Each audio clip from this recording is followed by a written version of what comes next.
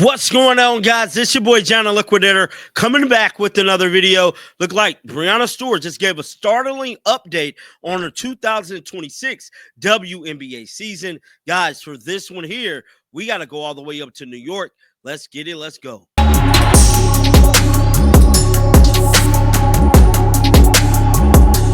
Now, we know the WNBA is set to get ready for the playoffs this upcoming week. Could this be the last time we see WNBA basketball for quite a while after this pretty much championship series is over? Now, with all of that being said, we know one key player here on our channel that we like to hype up, watch, see, and definitely can't wait to see her hit the court is Caitlin Clark.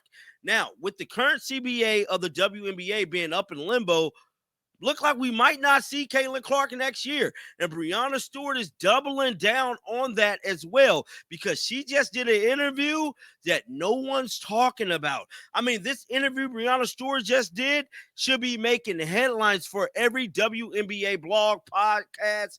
It doesn't matter what it is because she's on the board. But one thing that is strange is that she's also on the board of Unrivaled, which we're going to talk about that later in the video. But one thing I can tell you guys is that it is not looking good for the 2026 WNBA season as they try to make a push to earn some type of revenue to come in. Guys, let's head on over to YouTube and pull this up right now. Now, somebody had tipped me off about this interview yesterday. So Breanna Stewart did this with a brand new channel. This channel is called Welcome to the Party. I'm guessing it's a WNBA podcast. They only got like 1,000-some subscribers. So if you guys want, subscribe to them. But we're finna react to some of this. Let's check it out. For example, Golden State Valkyries, they paid $50 million for the team in 2023. And the three newest expansion teams, as Stewie just pointed out, Cleveland, Detroit, Philadelphia, they each paid $250 million earlier this year. And a new media deal that's coming in, media rights deal, is $2.2 billion is what she's talking about in the new media rights deal. All of that is correct. And that's why we have a frustration of where's the lacking from both, like the W side. Yeah. What's needed? Yeah. What is needed? Are you meeting?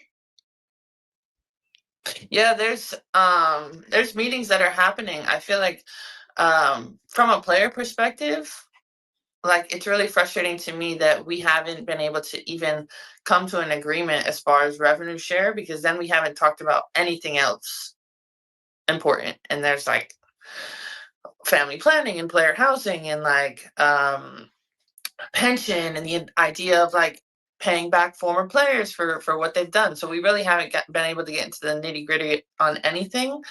And what's the hardest part is paying former players for what they done. What? So you mean to tell me in this negotiated agreement, y'all basically said, we don't care about our money. Let's pay the old players that have played already. What the hell? How the hell they gonna pay old players whenever y'all can't even get paid? What? It's crazy, bruh. Now we're going into playoffs. When we go into playoffs, like I'm not doing extra stuff like brand partnerships, anything like that, because I want to be locked in for my team. So now it's like, well, the WNBA can't be mad at us for being locked in where our team is and focus on winning a championship and not able to be in as many meetings. Yep. Yeah. I mean, that makes sense. It's not fair for them to be putting you guys in this position in the latter parts of September and October when the playoffs are happening, because you're hoping to go all the way to the final, which would give you guys no time to negotiate and actually meet as a player association. So what do you hope? Like, do you think that you'll just do some sort of extension and get the deal done in the off season? That's what I'm thinking. I think we'll probably do some sort of extension. Even still, if we do an extension, it's gonna potentially make everything delayed because you have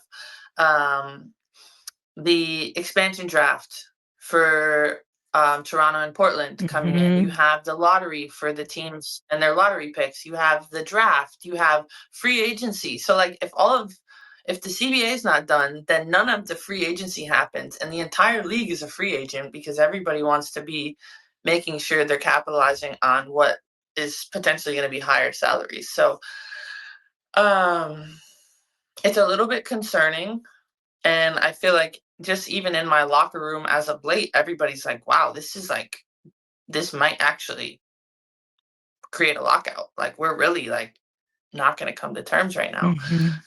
But who knows? Maybe there'll be like a last second thing happening. There's never been a stoppage of play, right, with WNBA and the league, with the players in the league? No. So y'all just heard her. She said there might be a lockout. Then come to find out there's never been a lockout in a W. So this is brand new to everybody. And I'm telling you right now, we all should be worried because they're asking for rhetorical things, bro. Like, let's get real. Like, I've never been one to say that these women don't deserve their money. But we need some transparency with y'all, bro, because we ain't seen Caitlyn. Then it don't look like Caitlyn for to do this Unrivaled thing like everybody hyping up that she is. Got a video coming out about that, debunking that whole thing. Unrivaled trying to get a team with our colors to try to get Caitlyn to join. Bet you Breanna Stewart is behind that too. But with all that being said, bro, like, we all should be worried right now, bro. These are the people that are negotiating the deal for us to see Caitlyn Clark. Guys, this is getting spooky.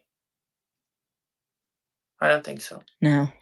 The only thing was the bubble. That's interesting. And it leads me to a couple of other endeavors that you're involved with that I find so interesting. You and the success of Unrivaled, the new league that you started, the 3-on-3 basketball league, you co-founded it with Nafisa Collier. And, you know, there's a big part of me that wonders if you guys came up with this idea as a way to build leverage with the WNBA, right? This is something to compete with the WNBA on. And as Ava DuVernay has said, you know, when we're not knocking on old doors anymore because we're going to build our own house. Is this something that you all felt as you were building out Unrivaled, the new 3-on-3 basketball league, and how is that going?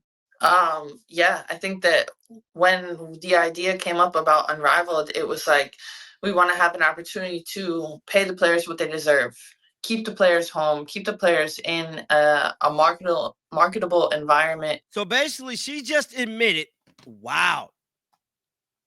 Breanna Stewart just admitted they created Unrivaled for leverage against the WNBA. They created Unrivaled for leverage against the WNBA. What the hell? So you mean to tell me y'all wanted to create this league to hurt all the other damn players? Like, what if players don't want to do Unrivaled? Like, if I'm Caitlyn Clark, I'm mad as hell. I don't want to do this with y'all. Y'all just messed up the 2026 season. Y'all literally using Unrivaled for leverage to get more money. Oh, guys, this looks spooky, man. I don't even want to finish this. You guys can check out the full rest of this interview on Welcome to the Party. It's a YouTube channel. Good luck finding it. Because it's new. Because I want to know your thoughts down in the comment section right now. Keep them bells on. I will be back with another one. You do not want to miss this. And until next time, man, shake the damn haters off. I'm out of here. Peace out.